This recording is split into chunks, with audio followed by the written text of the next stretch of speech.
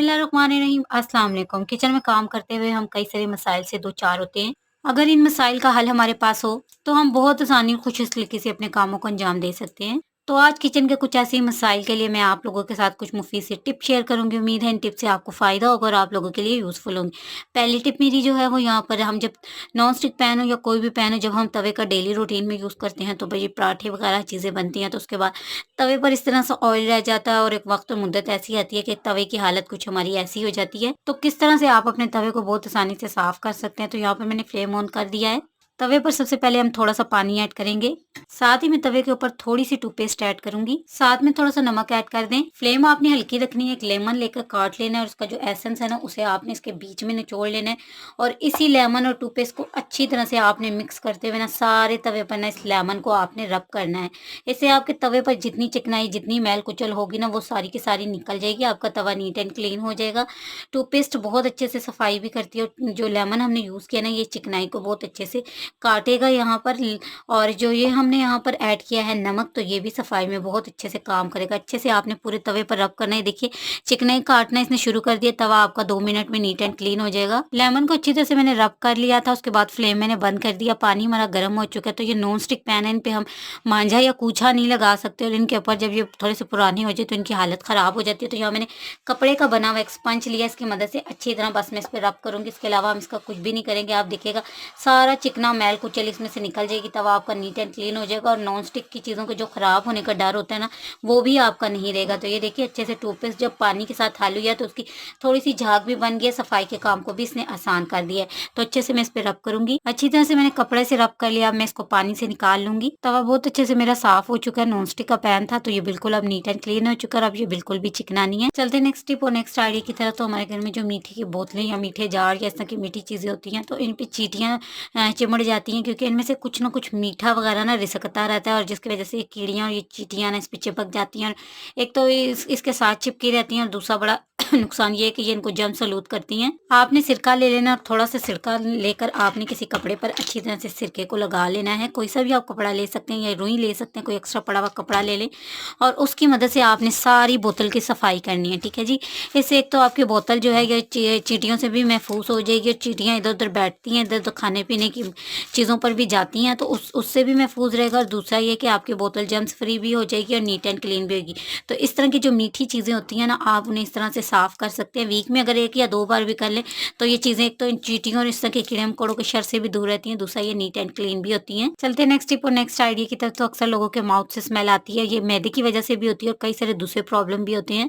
तो कितना भी ब्रश कर लें माउथ की स्मेल नहीं जाती। तो अगर आपको ये वाला प्रॉब्लम है तो आप सुबह ने खाना खाने के बाद या ब्रश करने के बाद 1 से 2 इलायची चबा लें तो ये प्रॉब्लम भी सॉल्व हो जाएगी और आपके माउथ से स्मेल नहीं आएगी। चलते हैं नेक्स्ट टिप और नेक्स्ट आइडिया की तरफ। तो अक्सर ऐसा होता है ना कि हमारे जार का ढक्कन हमसे खुल नहीं रहा था, या तो हम इसको गलत डायरेक्शन में खोल रहे होते हैं या फिर हम इसको बहुत टाइटली बंद कर देते हैं जिसकी वजह से ये खुल नहीं रहा होता है या फिर ये थोड़ा सा लॉक हो जाता है, जैम हो जाता है। तो आपने एक चम्मच लेके हल्का हल्का जिसके किनारे हैं ना इन पर इसको टैप करना है। उसके बाद जब आप इसको खोलेंगे तो ये ढक्कन बहुत ईजिली खुल जाता है। ठीक है, आपने हल्का हल्का करना है, बहुत ज़्यादा आपने इसको टैप नहीं करना।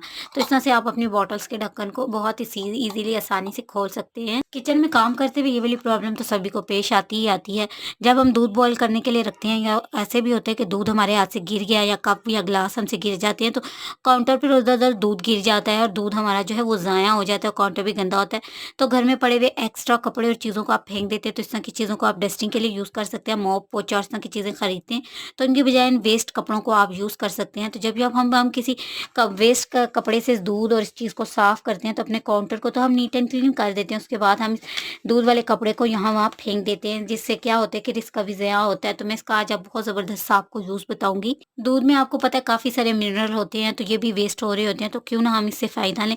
जिस दूध में कपड़े से आपने दूध को पोंछा है ना उस कपड़े को आप पानी में डिप कर दें और अच्छी तरह से उसको ना निचोड़ लें। यहाँ पर दूध की मिकदार थोड़ी थी इसलिए मैंने छोटे कपड़े और थोड़े से पानी का इस्तेमाल किया, लेकिन बास का दूध बॉयल करते वक्त काफ़ी सारा दूध हमारा गिर जाता है जिससे तो काउंटर भी गंदा होता है और ये दूध भी ज़ाया होता है। तो इस दूध को आप पौधों में डालें, पौधों की ग्रोथ डबल से ट्रिपल हो जाएगी और उनको ज़रूरत के मुताबिक मिनरल्स भी मिल जाएंगे और जो चीज़ हमारी वेस्ट होकर डस्टबिन में जा रही है वो डस्टबिन में जाने के बजाय पौधों की खुराक बनेगी। चलते हैं नेक्स्ट टिप और नेक्स्ट आइडिया की तरफ। तो अक्सर ऐसा होता है कि हमारे कपड़ों पर सालन, घी, ऑयल या चाय वगैरह गिर जाती है, जिसके बहुत ही बुरे दाग पड़ जाते हैं। तो जैसे ही आपके कपड़ों पर सालन, घी, चाय या ऑयल वगैरह गिर जाए, तो आपने एक काम फ़ौरन से पहले कर लेना है। आपने उस जगह पर डाल देना है टल्कम पाउडर।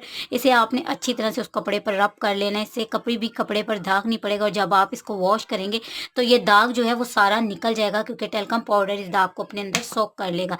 चाहे वो किसी भी चीज़ का दाग हो, चाहे सालन का हो, चाहे चाय का हो, या चाहे आपके कपड़ों पर ऑयल वगैरह गिर जाए। इस तरह से आपने टेल्कम पाउडर डाल लेना है। उसके बाद अब जब वॉश करें, क्योंकि फ़ौरन से बाज़ औक़ात हम वॉश नहीं कर पाते कपड़ों को, तो ये दाग पक्के हो जाते हैं।